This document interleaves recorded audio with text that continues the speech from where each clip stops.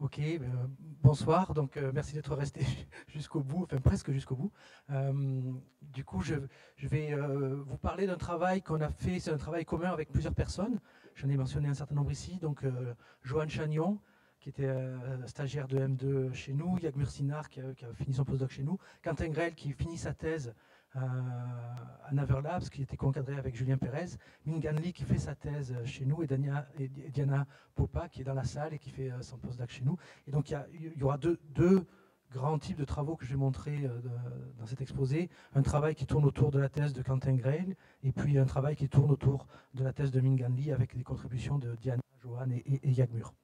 Alors, le travail que je vais vous présenter ce soir, c'est un peu une problématique qu'on a voulu aborder, et qui est la problématique du passage de l'utilisation des modèles de langue actuels à la BERT, disons, sur des documents longs. Alors, quand on parle de modèle de langue actuel, il faut bien voir qu'on dépasse un petit peu le cadre des modèles de langue standards, je dirais, dont le but premier était de pouvoir fournir un score à une séquence de mots, et puis ce score reflétait la plausibilité, le fait que cet énoncé est un énoncé possible d'une langue. Les modèles de langue actuels dépassent ce stade-là au sens où ils fournissent une représentation de ces énoncés, et c'est cette représentation qui ensuite est utilisée dans diverses tâches, comme la classification de documents ou la classification de phrases. Et donc c'est cette capacité-là et l'utilisation de ces modèles-là pour résoudre des tâches de type classification ou autres qui nous intéressent ici pour l'utilisation de documents longs. Ah, je frappais de la même malédiction, non c'est bon, ça passe. Donc ces modèles de langue actuels, bon, je pense que pour beaucoup, vous le savez, ce sont des modèles de langue qui sont présents dans de nombreuses applications, que ce soit en traduction automatique, en génération, en dialogue, dans les systèmes de questions-réponses, la recherche d'informations ad hoc. La recherche d'informations ad hoc, c'est vraiment la recherche d'informations standard, c'est-à-dire qu'on a une requête, une collection de documents, et puis on a un système qui doit nous retourner les documents pertinents, en général une liste de documents ordonnés par rapport à cette requête. Alors, un point important, c'est que ce sont des modèles qui sont pré-entraînés avec une supervision naturelle. Ils ont souvent beaucoup de paramètres, pas forcément 200 milliards, mais ils ont généralement beaucoup de paramètres. Alors on les appelle self-supervised, en faisant parfois référence au fait que l'apprentissage est non supervisé. C'est pas tout à fait vrai, il y a vraiment une supervision naturelle dans ces modèles, parce qu'on va simplement gommer des mots, et puis essayer de prédire soit les mots suivants, en fonction d'un contexte gauche, soit des mots qui ont été masqués, d'où le terme de Masked Language Models, avec un contexte gauche et droit. Ils fournissent des plongements lexicaux contextualisés, et ça c'est une partie de leur force évidemment. Et le modèle BERT est un exemple un peu prototypique de ces modèles-là, et c'est sur ce modèle-là que je vais m'appuyer. Alors le modèle BERT, donc c'est un modèle bidirectionnel aux performances qui sont, disons, état de l'art. Donc c'est un modèle qui est extrêmement utilisé dans différentes applications. On a un pré-entraînement puis une adaptation aux collections ciblées, et qui est disponible en plusieurs langues et sur plusieurs domaines. Donc en français, on peut citer deux versions de BERT pour le français qui sont Camembert et Flaubert. Et la brique fondamentale de ces modèles, c'est le transformer. Alors on voit ici une illustration de ce modèle-là. Vous voyez qu'on a en entrée ce qu'on appelle des plongements, des représentations lexicales des mots. Et puis ensuite, on a une série de transformers. Donc on va prendre d'abord une lecture verticale. Je vais prendre la colonne de gauche. On va voir une lecture verticale. C'est simplement un ensemble de modèles transformers qui sont appliqués en séquence les uns au-dessus des autres. D'accord ? Et puis, si on a une lecture horizontale, ça veut simplement dire que notre séquence d'entrée va passer par différentes séquences de transformers, ce qu'on appelle les têtes multiples de ce modèle-là. Alors attendez, je regarde juste. Oui, c'est bon. Du coup, donc juste, étant donné qu'ils sont fondés sur ces transformers, juste une petite vision de ce qu'est un transformer. Alors ce qui nous intéresse en fait, c'est la partie gauche ici. Ça c'est un transformer, c'est tiré de l'article original de Waswani et de ses collègues qui a introduit cette architecture-là. Donc c'est une architecture à la fois séquence à séquence, donc avec une partie encodage, une partie décodage. Et ce qui va nous intéresser dans les modèles BERT, c'est simplement la partie gauche, la partie encodage. Vous voyez ici qu'on a un certain nombre de représentations d'entrée. Et ensuite, on a une couche qui s'appelle une couche d'attention multitête. Et puis ensuite, une couche plus standard de réseau neuronal. Et le titre de cet article est assez révélateur, puisque le titre de cet article, c'est Attention is all you need. l'emphase est vraiment mise dans cette petite partie-là, la partie attention multitête. Et c'est cette partie-là qui a fait un peu le succès de ces modèles-là et qui explique en partie leur performance. Alors qu'est-ce que c'est que cette attention? En fait, c'est un mécanisme qui est tout simple. Imaginez que pour chaque mot d'une séquence, vous avez une séquence en entrée. Pour chaque mot d'une séquence, vous avez 3 vecteurs associés. Un vecteur qui va caractériser la capacité à requêter, une requête, en fait, c'est le vecteur Q. Un vecteur qui va représenter les clés associées et un vecteur qui va représenter les valeurs, la valeur de ce mot-là. Et en fait, tout ce qu'on va dire, c'est finalement les valeurs de chacun de ces mots-là, je peux les mettre à jour en fonction de cette fonction-là, qui est donc juste un softmax. Vous voyez ici, je fais un produit matriciel ou un produit scalaire, pardon, même en l'occurrence, non, c'est un produit, mais oui, c'est un produit.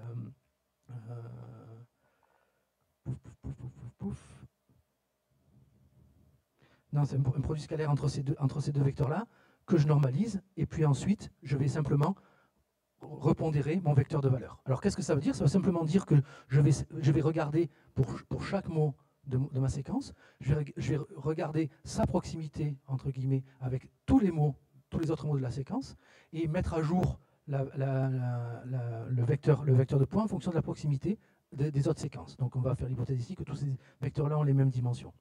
Alors qu'est-ce que ça implique, ça? C'est un mécanisme assez intéressant, parce que ça veut dire qu'on va pouvoir modéliser les dépendances directes entre 2 mots d'une séquence. D'accord? Parce qu'on va regarder la proximité entre chaque mot et les autres mots de la séquence, et puis mettre à jour la valeur qui représente le mot en fonction de l'information donnée par les autres mots. Donc on est capable de prendre directement des dépendances binaires entre mots. Et ensuite, lorsqu'on va avoir des têtes multiples, d'accord, différentes têtes de ces transformeurs, ça veut dire qu'on va être capable de capturer différents types de dépendances directes entre les mots. Et lorsqu'on va ajouter des couches séquentielles, des couches les unes par-dessus les autres de ces transformeurs, eh bien en fait, on va partir de dépendances entre 2 mots, puis on va créer des dépendances entre paires de mots, donc des dépendances entre une paire d'un côté et une paire de l'autre, etc., etc. Donc on va construire des dépendances de plus en plus complexes entre les mots, et on a en quelque sorte une espèce de structure qui peut se dégager de ces modèles-là. Donc ici, c'est un petit peu les propriétés qu'ils ont, et je vais parler de biais inductifs, c'est dans un sens très différent des biais qui étaient donnés auparavant. Le biais inductif de ces modèles-là, c'est cette capacité à capturer ces dépendances à la fois locales et globales, bien sûr, parce qu'on compare avec tous les mots de la séquence, mais des dépendances aussi complexes qui vont être fondées sur des relations déjà, sur des paires de mots, puis des paires de mots, etc. etc. Donc ça, c'est vraiment ce qu'on pourrait appeler un biais inductif. Et je fais juste un interlude sur les biais inductifs. Un point important, c'est qu'il n'y a pas d'apprentissage, au sens apprentissage machine, sans biais inductif. C'est-à-dire qu'il forcément, il vous faut un biais pour apprendre une fonction qui soit satisfaisante pour la tâche donnée. Pour beaucoup de problèmes, on peut avoir plusieurs solutions, et on a besoin d'un biais pour pouvoir décider d'entre ces solutions-là. Alors, le biais peut être lié aux propriétés du modèle. C'est typiquement le cas en image avec les réseaux convolutionnels. Donc, les réseaux convolutionnels ont plusieurs propriétés intéressantes qui constituent autant de biais, en particulier l'invariance par translation. On peut prendre un objet dans une image, le déplacer, c'est toujours le même objet. On peut tourner un objet dans une image, c'est toujours le même objet, donc invariance par rotation, et puis invariance par facteur d'échelle. Je peux avoir une image qui est plus ou moins zoomée. Et ça, ce sont des modèles qui sont capables de tenir compte de cela, et donc ces propriétés-là induisent des biais d'apprentissage qui font que ces modèles, qui font au moins en partie que ces modèles se comportent bien. Alors, au lieu d'avoir ces biais dans les modèles, on peut les avoir directement au niveau des fonctions objectives, c'est-à-dire d'avoir des fonctions explicites, et puis ils peuvent être liés aussi aux données et aux connaissances qu'on peut injecter dans ces modèles-là. À ce moment-là, il faut avoir des modèles suffisamment flexibles pour pouvoir intégrer ces connaissances-là. Alors, juste un point important, il y a eu toute une série de travaux récemment, essentiellement en traitement automatique des langues, qui montrent que la capacité de généralisation des modèles neuronaux actuels pour le TAL reste extrêmement faible, en fait. Et cette capacité de généralisation, elle est vraiment définie de façon simple, c'est-à-dire qu'on va prendre un ensemble d'apprentissage dans lequel on a un certain nombre d'exemples et puis de primitives qui sont vus, et puis en particulier des primitives qui sont vues en composition avec d'autres éléments, et puis dans le test, on va faire en sorte, dans l'apprentissage, on va faire en sorte que certaines primitives sont vues de façon isolée, et pas avec d'autres éléments. Et on va tester ensuite la composition de ces primitives vues de façon isolée dans le test, dans l'apprentissage, pardon, dans le test. Ce qui veut dire que le modèle n'a eu qu'une vue partielle de certaines primitives verbales, par exemple, et il va devoir généraliser, va devoir voir ces primitives verbales en contexte dans le test, et va devoir généraliser en fonction des autres primitives verbales vues en contexte dans l'apprentissage. Et ces modèles-là se comportent très très mal sur ce genre de tâches. En particulier sur les données, je vous cite deux jeux de données qui sont devenus un peu standards pour ça, en particulier le jeu de données Scan et plus récemment le jeu de données Cox. Et une façon de les faire généraliser, en fait, c'est d'ajouter des connaissances. Par exemple, récemment, des auteurs ont proposé d'utiliser un analyseur sémantique, alors, appris sur les données aussi, de façon à représenter les données. Bon, ça va un tout petit peu plus loin que ça, si vous êtes intéressé, on pourra en reparler. Ou d'ajouter d'autres biais inductifs, j'en reparlerai par la suite. Mais un point important quand même, c'est que la capacité de généralisation de ce modèle reste extrêmement limitée. Et je reviendrai aussi là-dessus un peu plus tard. Alors, maintenant, revenons un tout petit peu sur ce mécanisme d'attention dont je vous ai parlé. Et juste une considération informatique, c'est qu'en fait, alors, il y a 2 points sur les considérations informatiques, c'est que le calcul du gradient est très simple, c'est un modèle très simple en fait, hein. Le calcul du gradient est simple et facilement parallélisable. Oui, je vous ai dit une bêtise, ce n'est pas un produit scalaire, c'est un produit matriciel qui est réalisé en fait, hein, tout à l'heure. Et ça, du coup, enfin, le succès de ces modèles-là par rapport aux modèles récurrents, il a été lié au fait que les dépendances longue distance était bien mieux prise en compte, avec des dépendances plus complexes aussi, et au fait que c'était beaucoup plus facile à calculer et à paralléliser. En revanche, la complexité qui est de l'ordre du carré de la longueur de la séquence d'entrée rend ces modèles extrêmement coûteux et difficilement utilisables sur des séquences qui sont trop longues. Donc imaginez maintenant que vous ayez un document, vous vouliez simplement faire de la classification de documents, ben, si votre document fait plus que 512 tokens, alors c'est une unité qui est un petit peu inférieure au mot, mais vous ne pouvez pas les passer sur ce modèle-là parce que la complexité sera trop grande. Vous pouvez passer, mais le coût de calcul devient prohibitif, et plus la taille augmente, plus le coût de calcul devient prohibitif et peut vous empêcher de réaliser cette tâche-là. Donc il y a un défi un petit peu à avoir sur mais comment utiliser ce genre de modèle finalement sur des documents longs. Et puis des documents longs qui font plus de 512 tokens, dans la nature, il y en a. Alors l'idée générale, les idées qui ont un peu été exploitées pour résoudre ce problème-là, ça a été d'une part de limiter la taille des documents de façon arbitraire.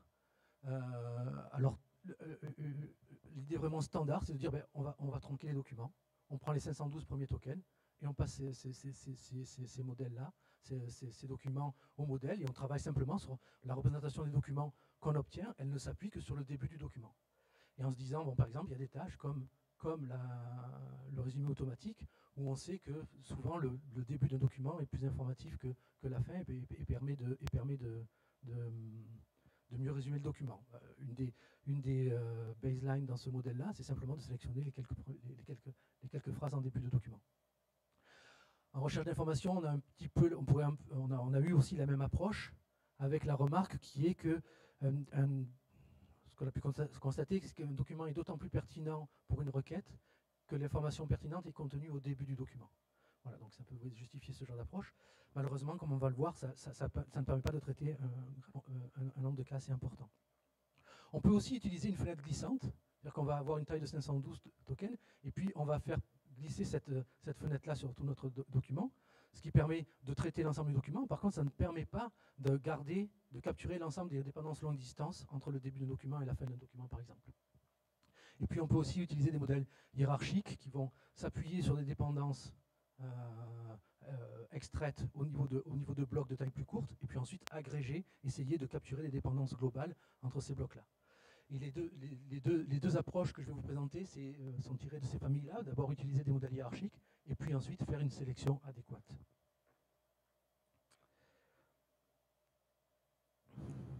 Alors juste un point, c'est que la bonne approche, elle dépend beaucoup des caractéristiques requises. En particulier, sélectionner des blocs, ça veut dire finalement faire le choix de ne s'appuyer que sur un sous-ensemble du document pour prendre la décision liée à la tâche qui nous intéresse. Et ça peut être intéressant dans certains cadres, mais pas dans tous les cadres. Comme on va le voir, c'est une approche qui est relativement bien fondée pour la recherche d'informations, mais qui l'est beaucoup moins pour le traitement automatique des langues. En particulier, si on s'intéresse au résumé automatique, on veut pouvoir avoir des représentations des phrases qui tiennent compte de dépendances éventuellement lointaines entre ces phrases-là. Et on ne veut pas forcément sélectionner des sous-blocs, des phrases, avant de pouvoir les évaluer correctement.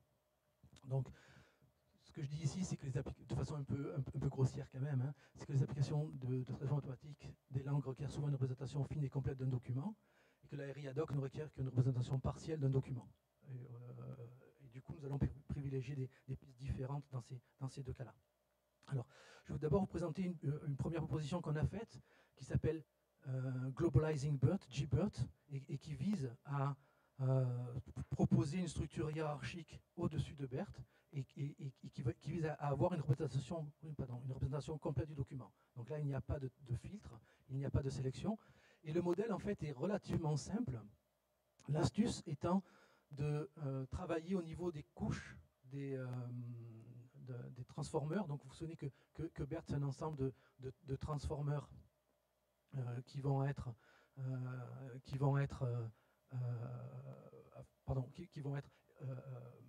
étagées les unes sur les autres, d'accord. Et le problème, c'est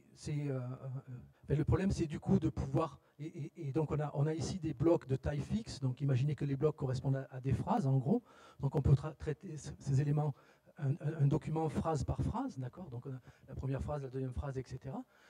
Et l'idée, ça va être de dire, mais en fait, dès qu'on a capturer des dépendances locales au sein de chaque phrase, eh bien on va essayer de propager ces dépendances par un réseau récurrent, en l'occurrence un Gated Recurrent Unit, donc qui va simplement travailler sur les représentations CLS, qui sont les représentations un peu privilégiées sur lesquelles on travaille en sortie de ces modèles-là, et qui va simplement travailler sur les représentations CLS et capturer des dépendances au niveau de l'ensemble des phrases du document.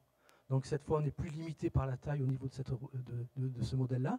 Donc on a un modèle qui travaille localement, qui capture toutes les dépendances locales, et puis qui est suivi tout de suite d'un modèle récurrent qui, lui, va capturer les dépendances globales. Et puis ensuite, on refait la même chose sur toutes les couches successives de nos transformers. Et bien sûr, ce schéma est répliqué sur chaque tête des transformers. Alors pourquoi est-ce que c'est important de travailler à l'intérieur de chacune des couches de BERT, parce que si on essaie de travailler en sortie des couches de BERT, ce qui étaient les approches qui étaient proposées auparavant, mais en fait on a déjà construit toutes nos représentations locales, complexes, sans avoir tenu compte d'informations globales. Et du coup on tient compte de l'information globale qu'à la fin, sans avoir pu en tenir compte dès le début, alors que dès le début, on peut en tenir compte au niveau des dépendances entre mots, puis entre paires de mots, etc. etc. Et c'est important de pouvoir tenir compte de l'influence de ces informations globales à ce niveau-là. Sinon, en fait, la représentation est déjà construite. Ok, donc bon, là, c'est juste une petite explicitation de ce qui se fait. Donc, vous voyez que c'est un modèle, en fait, relativement simple. Donc on applique juste la couche transformer, la fonction transformer TL sur les sorties, la représentation, les sorties de chaque couche. Donc L, ça donne les couches verticales, K, ce sont les blocs. Et puis ensuite, on va calculer la dépendance globale entre les vecteurs CLS de chacun des blocs. Et puis ensuite, on va appliquer un réseau complet là-dessus pour la représentation WK. Et puis on concatène juste ces représentations-là pour avoir la représentation finale de la couche suivante. Alors, du coup, nous avons appliqué cela au résumé extractif. Donc au résumé extractif, ça veut simplement dire qu'on va prendre, on va prendre des documents, puis on va essayer d'extraire des phrases de ces documents et d'extraire un nombre réduit de phrases qui vont constituer un résumé de ce document-là. D'accord ? Et donc, finalement, cette tâche-là, elle se réduit à une tâche de classification de phrases. Donc on va utiliser ce réseau-là pour représenter l'ensemble du document, sachant qu'on a une représentation par phrase, et qu'ensuite on va pouvoir donner un score pour chacune des phrases qu'on a obtenues. La représentation des phrases tenant compte à la fois des dépendances au sein de la phrase et des dépendances entre les différentes phrases du document. Et on s'est intéressé à deux collections pour cela, la collection Archive et la collection PubMed. Je vous donne la référence des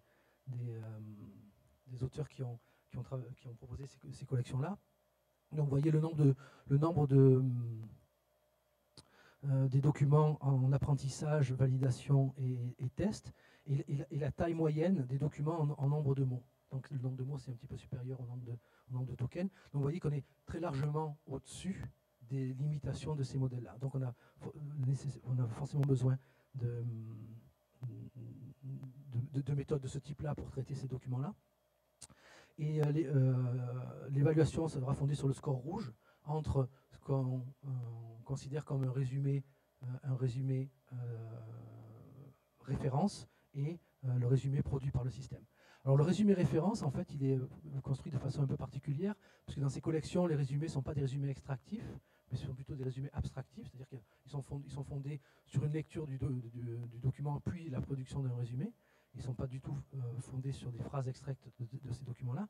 Donc là, il y a une annotation qui a été proposée dans cet article-là par ces auteurs-là, et qui consiste simplement à essayer de trouver le résumé extractif qui est le plus proche du résumé abstractif dans la collection, et à considérer ce résumé extractif le plus proche du résumé abstractif comme étant la référence. Et on s'est comparé avec un nombre assez important de différentes méthodes, 17 méthodes, pour le résumé extractif. Des méthodes qui étaient à la fois des méthodes de résumé abstractif et de résumé extractif. Donc vous voyez ici les résultats qu'on obtient sur ces deux collections. Donc là, il y a le premier ensemble de méthodes, donc l'oracle, ce qu'on peut avoir, bon le lead, c'est pas très intéressant là. Les méthodes abstractives que vous voyez ici, donc sont des technologies très différentes, hein, c'est juste pour vous donner une indication des performances obtenues. Et puis les résumés extractifs qui sont donnés ici.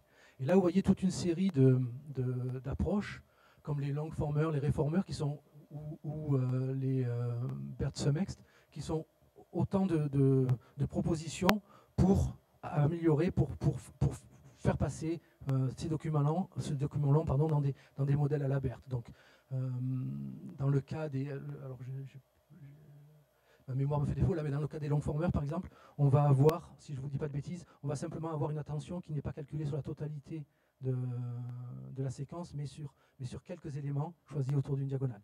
Il y a le BERT-SUMEXT standard fait de la troncature de documents.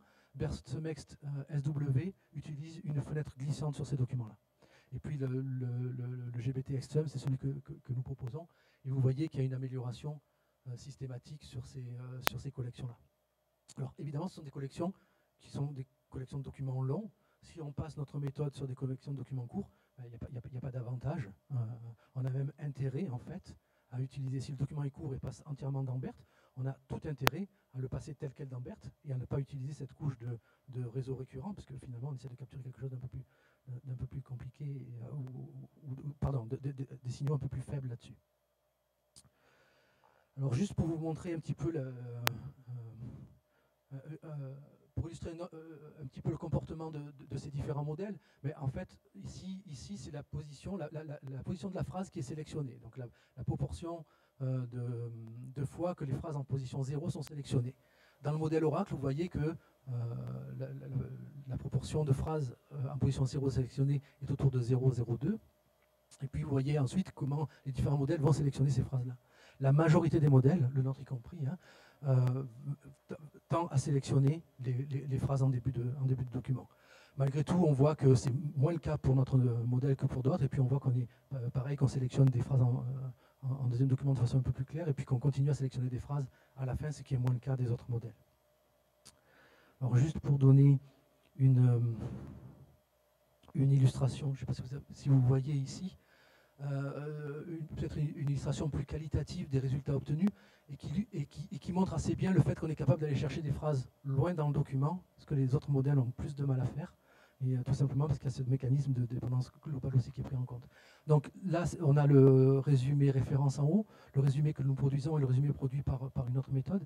Et en fait, plus c'est rouge, alors le problème c'est que les couleurs ne sont pas très bien rendues, plus c'est rouge, meilleur est le score, meilleur est le score rouge de cette phrase-là, donc plus la phrase est pertinente. Et vous voyez que bon, nous sélectionnons une phrase en position 1, pareil pour l'autre résumé, mais ensuite nous passons en position 15, 17 jusqu'à la position 66, on a une phrase très pertinente, ce que ne font pas les autres méthodes. Voilà, donc peut-être pour conclure ce premier travail, les points que je voulais mettre en avant, bon, c'est bien sûr la difficulté de traiter ces documents longs dans ces modèles de langue actuels, fondés sur les transformers, que ce soit BERT ou d'autres, hein, on est fondé sur les transformers. On a cette limitation-là. À partir du moment où on a un mécanisme d'attention riche, on a cette limitation-là. Par contre, il est possible d'étendre hiérarchiquement ces modèles pour tenir compte des dépendances globales et obtenir une représentation complète du document. Voilà, donc c'est pour nous une approche un peu adaptée au traitement automatique des langues et qui n'est pas forcément adoptée pour la recherche d'informations ad hoc. Et du coup, je vais passer à la deuxième partie de mon exposé en vous présentant ces travaux sur la recherche d'informations ad hoc. Alors pourquoi ce n'est pas forcément adapté aux travaux sur la recherche d'informations ad hoc? Parce qu'en capturant toutes les dépendances avec le réseau récurrent, finalement en capturant toutes les dépendances entre les différents blocs, eh bien en fait on va construire une représentation d'un document qui s'appuie autant sur des passages pertinents que non pertinents. Et en fait, dans un document, il y a souvent beaucoup plus de passages non pertinents que pertinents.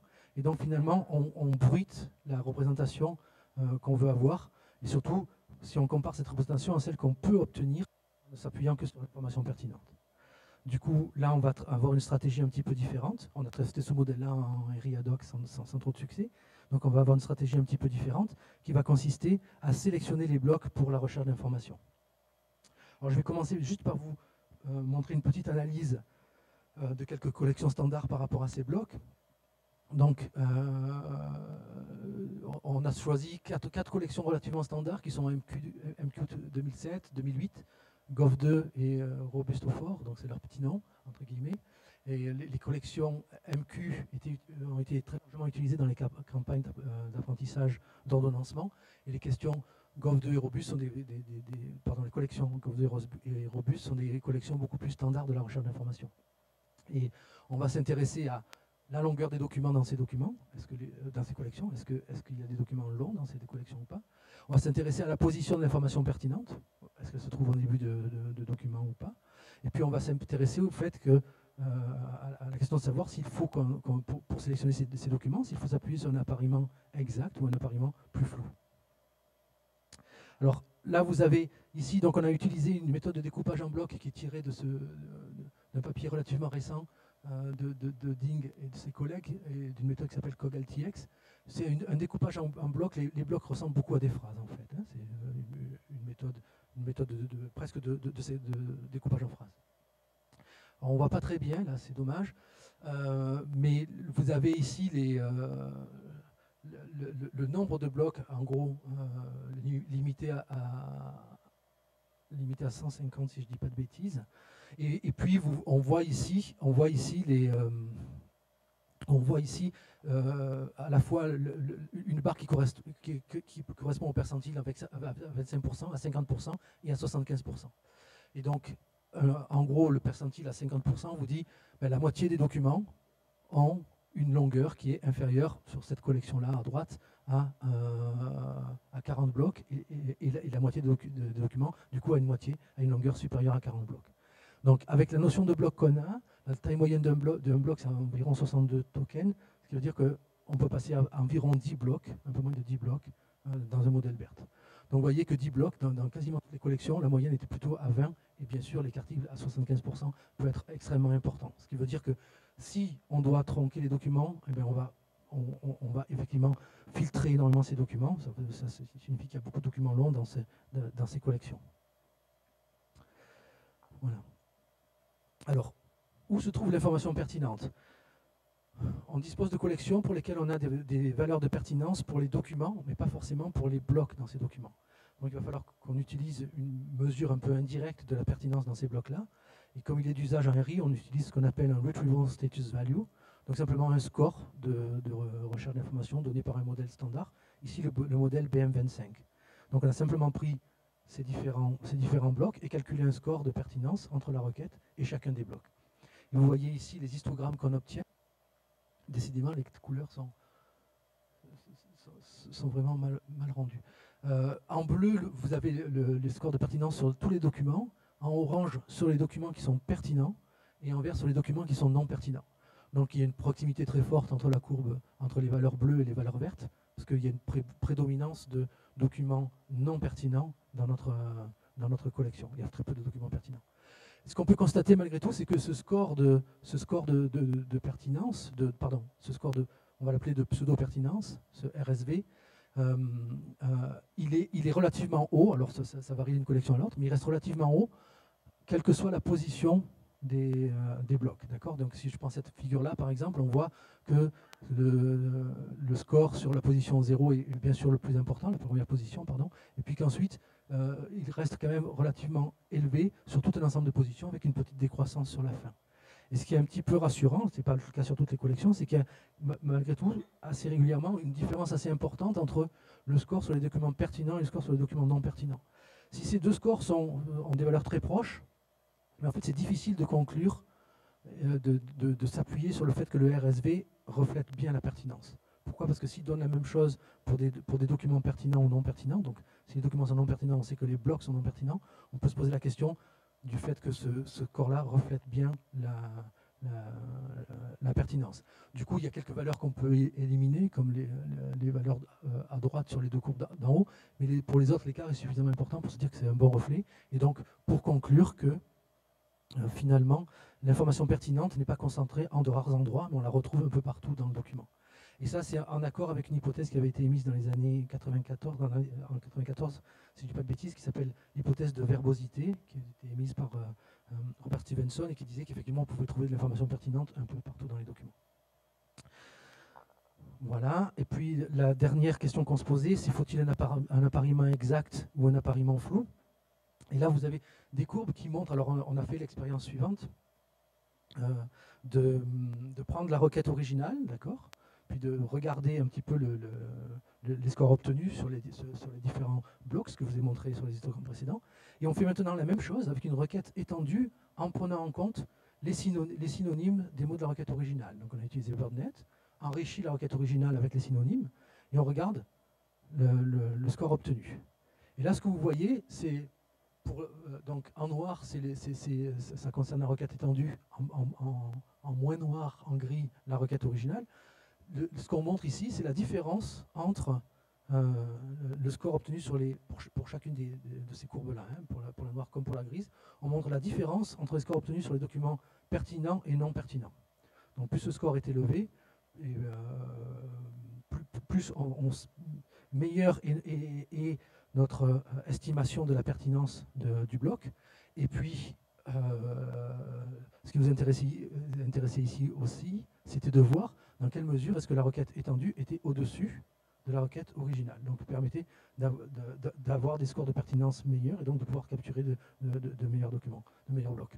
Et on voit que c'est bien le cas, sauf pour cette collection qui est la collection Gov2, où il semble, au vu de cette courbe-là, que utiliser des synonymes, c'est-à-dire essayer d'avoir non pas un appariement exact entre une requête et un bloc, mais un appariement plus flou, ne semble pas être très intéressant. Voilà. Donc, mais en conclusion de ces questions-là, on se dit, oui, effectivement, on a besoin de traiter des documents longs. L'information pertinente se trouve un petit peu répartie dans le document, donc les méthodes de troncature ne vont pas être intéressantes dans ce cadre-là. Et puis on peut avoir des gains potentiels en utilisant un appariement flou entre la requête et les blocs, si on veut faire une sélection à partir de cela. Voilà. Fort de ces résultats, on a proposé deux stratégies pour sélectionner les blocs. Donc une stratégie qui est extrêmement simple, qui consiste simplement à prendre un modèle de recherche d'information standard, et puis de calculer un score entre la requête et chaque bloc, et de récupérer les blocs qui ont le score maximal. D'accord. Donc on récupère autant de blocs jusqu'à obtenir notre limite de 512 tokens, en disant mais voilà, ça ce sont les blocs les plus importants, en conservant leur ordre dans le document, et ce seront eux qu'on va utiliser pour représenter notre document. Et là, dans ce cas-là, on fait un appariement exact. Puis on a utilisé une autre stratégie aussi qui consistait à apprendre la méthode de sélection en même temps qu'on apprenait le système de recherche d'informations. Et ça, c'est un peu plus intéressant parce qu'on peut s'appuyer sur les plongements lexicaux des mots, des requêtes et des documents et donc avoir un appariement flou. Donc, juste une illustration de la première méthode, c'est extrêmement simple. Vous avez la requête, vous avez tous les blocs, mais on va simplement calculer un score. On sélectionne les blocs les plus qui ont les meilleurs scores. On les passe à notre système de recherche d'information à la BERT, et puis on obtient ensuite on obtient une représentation, on obtient un score, pardon, une représentation puis un score, et puis on a une fonction de coût qui est une fonction de type apprentissage d'ordonnancement, voilà, qui permet d'apprendre ce modèle-là. Et l'autre approche, elle est un tout petit peu plus complexe, qui va apprendre à sélectionner les blocs en même temps qu'on apprend le modèle de RI. Simplement, on va avoir un modèle BERT qui est l'équivalent.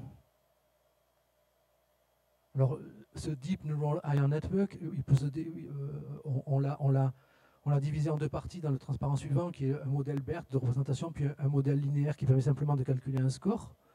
D'accord, donc vous avez ici ces deux éléments-là. Donc ça, c'est le modèle de RI en gros qu'on apprend. Et ce modèle-là, il est partagé, en fait, avec deux buts. Un but, le but du bas, c'est le but standard, c'est-à-dire de créer un modèle de RI qui va pouvoir minimiser cette fonction de coût d'apprentissage d'ordonnancement. Et puis un modèle qui va simplement donner un score, cette fois donner un score, pour sélectionner les blocs. D'accord ? Donc ils sont appris conjointement, la supervision est donnée ici, les paramètres sont partagés, et vous voyez du coup qu'on arrive à avoir un modèle qui va aussi permettre de sélectionner les éléments qui nous intéressent, les blocs qui nous intéressent, avec un appariement un peu flou.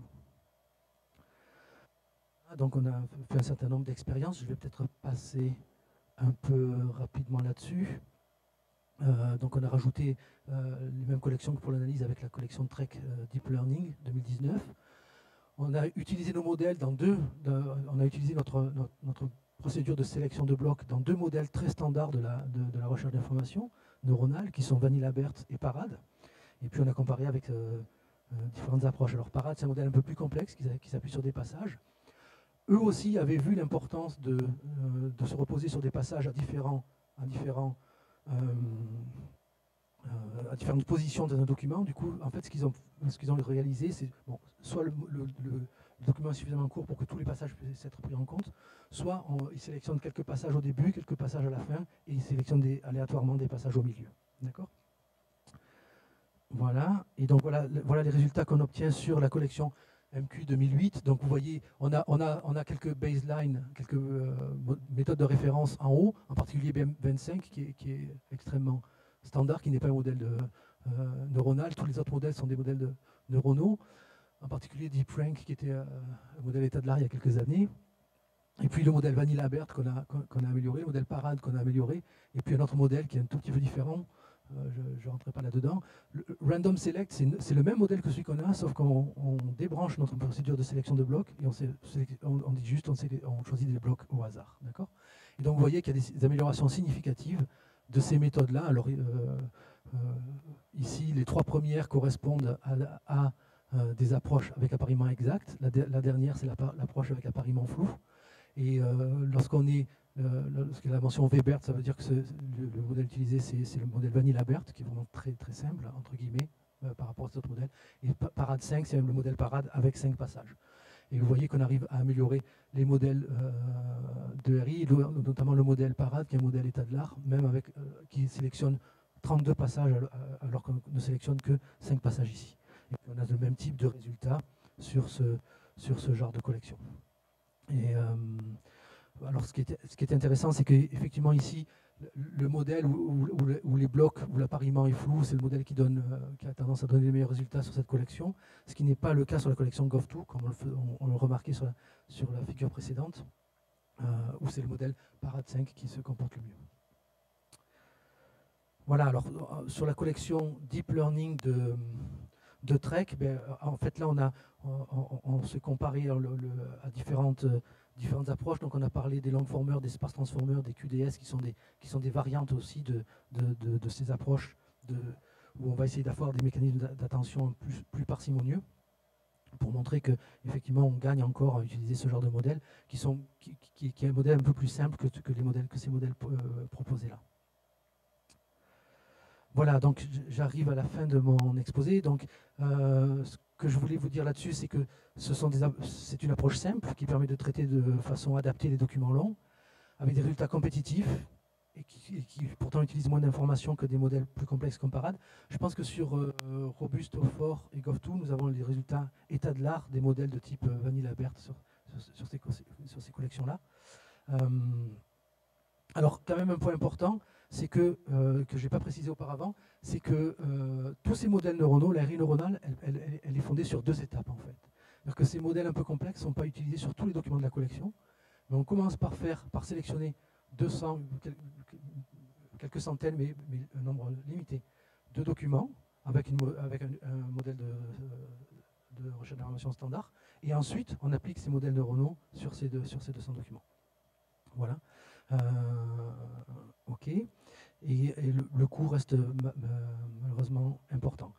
Oui, alors ce que je n'ai pas dit, sur le travail précédent avait été publié à EACL cette année, et ce travail-là, publié comme papier court à CIGIR cette année. Et on est en train de soumettre un article un peu plus important. Alors juste quelques réflexions, je voudrais terminer par quelques réflexions et questions. D'abord, concernant la recherche d'informations neuronales. Une question qui se pose, je viens de vous parler de ces 2 étapes, c'est peut-on se passer de ces 2 étapes? Alors c'est une question qui est différente de doit-on se passer de ces 2 étapes? Il n'y a aucune raison de se passer a priori de ces 2 étapes, autre qu'une raison d'avoir un modèle qui soit un modèle tout en un. Mais en termes d'efficacité, pour l'instant ces 2 étapes sont, si on imagine un modèle neuronal qui puisse faire ces 2 étapes-là, on aura certainement un modèle neuronal tout en un qui soit moins efficace que ces 2 étapes-là. Mais il y a quand même des gens qui se posent cette question-là, et puis c'est une question qui revient souvent sur le tapis. Alors, une autre question, c'est les modèles à la BERT ont-ils les bonnes propriétés? On revient un petit peu sur les biais inductifs et les biais d'apprentissage dont je vous parlais. Sur les modèles standards de RI, plusieurs études ont été faites sur quelles sont les propriétés de ces modèles-là, et quelles sont les propriétés souhaitées, et ces modèles-là ont-ils les bonnes propriétés? En particulier, c'est les approches axiomatiques de la RI, où on définit un certain nombre de contraintes liées au comportement par rapport à l'évolution de la fréquence d'un terme dans un document, à la longueur d'un document, etc. Et j'avais fait un travail avec un de mes doctorants sur comment définir, ces contraintes-là sous forme analytique, de façon à analyser rapidement les modèles de RI par rapport à ces contraintes-là. Ces approches analytiques, c'est simplement caractériser les contraintes sous la forme de dérivées partielles du premier ou du deuxième ordre, et puis de positivité ou de négativité de ces dérivées partielles que devaient satisfaire ces modèles-là. C'est impossible d'appliquer ce genre d'analyse directement sur ces modèles neuronaux parce qu'on n'a pas de forme claire par rapport aux éléments de type fréquence du terme,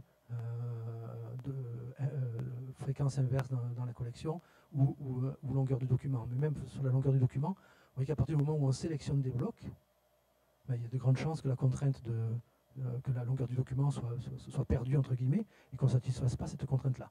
En même temps, en sélectionnant ces blocs, on rend tous les documents égaux en termes de longueur. Donc cette contrainte-là n'a peut-être non plus de raison d'être. Voilà, donc il y a des questions qui se posent autour de ces approches-là, et puis de pouvoir un peu mieux qualifier les modèles qu'on utilise en fonction des propriétés qu'on sait être importantes pour la recherche d'information, à savoir le fait que le score de pertinence augmente en fonction du nombre d'occurrences des termes pertinents, que les termes les plus pertinents sont des termes qui sont un peu propres au document et ne sont pas forcément très fréquents dans la collection, etc. etc. Alors et puis quelques questions, réflexions plus larges à la fois sur le traitement automatique des langues et de l'ARI par rapport à ces modèles. C'est quelle est la capacité de généralisation de ces modèles. Donc ce que je vous ai dit, c'est qu'il y a eu plusieurs expériences qui ont montré que ces modèles généralisaient mal, mais ça reste un peu balbutiant, c'est-à-dire qu'il y a eu des propositions pour améliorer cette capacité-là, et ces contributions ne sont pas forcément très bien comprises. Une contribution, par exemple, c'est de dire qu'on a besoin d'une propriété de type équivariance par permutation. Par exemple, ça veut dire que si on a un énoncé du style walk left and run, qui va donner, en termes de représentation sémantique un peu simple, L turn, left turn, walk, run, d'accord. Si je remplace simplement ma primitive walk par ma primitive jump dans l'entrée, je n'ai qu'à remplacer le sens de walk par le sens de jump dans la sortie. Et ça, c'est une équivariance par permutation au sens où si je permute walk et jump dans l'entrée, je permute en gros leur correspondant dans la représentation sémantique en sortie. Donc, le jeu de données scan dont je vous parlais contient beaucoup d'énoncés qui sont équivariants par permutation, et donc il y a eu des auteurs qui ont proposé de développer des réseaux de neurones qui conservent cette équivariance-là. C'est fondé sur des réseaux convolutionnels. Et on a fait des expériences un peu autour de cela, en se disant que... Et on a réussi à montrer qu'effectivement, alors sans avoir une équivariance complète, mais en ayant un enrichissement lié à ces permutations de notre entrée, on pouvait gagner en généralisation. Voilà, donc ça c'est un champ ouvert que je trouve très, très intéressant pour mieux comprendre un peu ces modèles-là. Et puis bien sûr, le coût de ces modèles est-il acceptable, et quelle piste pour le réduire au-delà des approches de type distillation ou modèles parcimonieux qui n'ont un impact que relatif.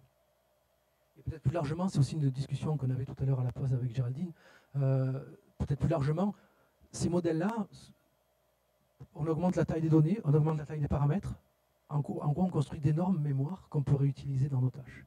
Et du coup, c'est lié à cette capacité de généralisation bien sûr, mais du coup voilà, on est là à construire des modèles énormes qui sont de grandes mémoires qu'on peut réutiliser pour résoudre un certain nombre de tâches, parce qu'il y a beaucoup d'énoncés qui ont été vus, donc on peut reprendre des bouts et puis essayer de les combiner.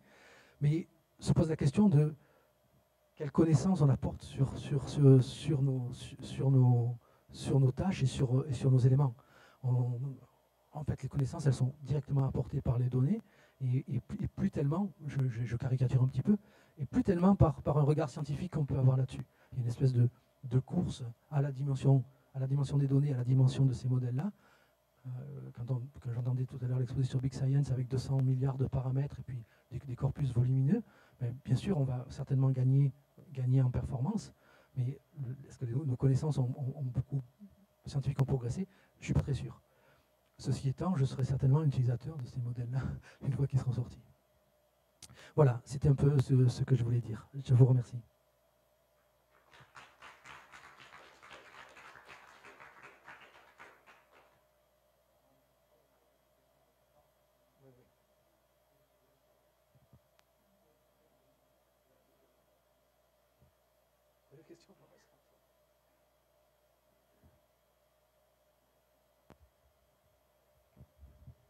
Merci Eric pour ton exposé. Bon, je ne suis pas expert du RI du tout, mais là, ton équivalence par permutation a un lien assez fort, je crois, avec la compositionnalité dont tu parlais avec Lake and Baroni. Complètement. Mais donc la première question est, est-ce que c'est quelque chose de un peu moins complexe que la compositionnalité généralisée? Je crois que oui, cette notion d'équivalence par permutation. Mais deuxièmement, comme tu avais dit, voilà, BERT et les transformers sont mauvais avec voilà, la structure qui est sous-jacente à la composition. Donc, quel espoir as-tu pour continuer à utiliser BERT pour capter cette structure? Si tu crois que cette structure est importante, mais je crois que tu crois que c'est important. Tu me diras. Donc, sur ta première remarque, tout à fait d'accord. Donc, c'est beaucoup plus simple que la compositionnalité généralisée, bien sûr. Et surtout, je pense que c'est pas...